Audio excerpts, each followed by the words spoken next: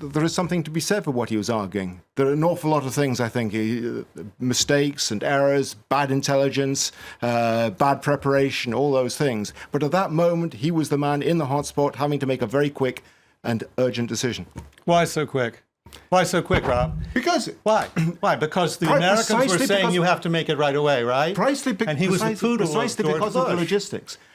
It's like you tell the dog to jump and he jumps. A massive build-up of force. I'm sorry, but I can't agree with you neither, because an ally, whatever, doesn't mean it was an ally, whatever or whatever. How you say? Yeah, he was a whatever ally. Yeah. However, ally. It does mean there is no thought and no reasoning in that. It's just blind following. Blindly following the United States. Robert Parsons, 1 year. Secondly, I believe the Chilcot report does say in a soft way, but there was flawed information, wrong information, or assumptions on which was based. Tony Blair for that. Well, but even today, the intelligence. But Rob, the most damning piece. He was fed by the number one in MI6 information that gave him reason to think that.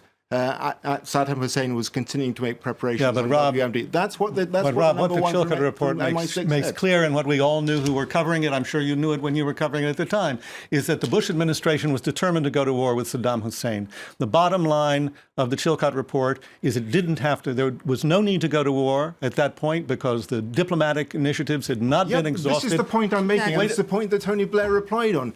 Yes, perhaps, but what was the alternative? What if we didn't? Well, the alternative would have been to save millions of lives, actually, and trillions of dollars. That is a moot point. Well, no, it's not a moot point. I think we know exactly how it turned out. You're talking about Saddam Hussein. What would Saddam Hussein have done if you'd been given a white flag? There wasn't a white flag, Rob. What would have happened to the Kurds? It was the most draconian inspection regime in history. He'd already massacred Kurds in Hallujah. It was the most. He'd already used chemical weapons. I know exactly what he did. I covered it all through the 80s, Rob. I know exactly what he did. We shouldn't ignore it now. I'm not ignoring it for a moment. The most draconian inspection regime in history was imposed on him. Wait, Rob. Okay. And in that inspection regime, no evidence was turned up of any of the casus belli that were being cited by the Bush administration or by Tony Blair, and you know that perfectly well. But there was plenty of evidence that he was trying to get around the sanctions. That he was trying to get around the sanctions before the inspection regime. Yes, and take away the threat of immense force being used against him. And he so, would have felt he had wait a carte blanche. minute. That's exactly the reasoning that got people like Hillary Clinton to vote for the war. Because the reasoning was, the argument was, we have to have the threat of force, or he won't bend. Well, okay, you have the threat of force, and he did bend. Precisely the problem for the Bush administration and for Tony Blair was that he did bend. He was bending.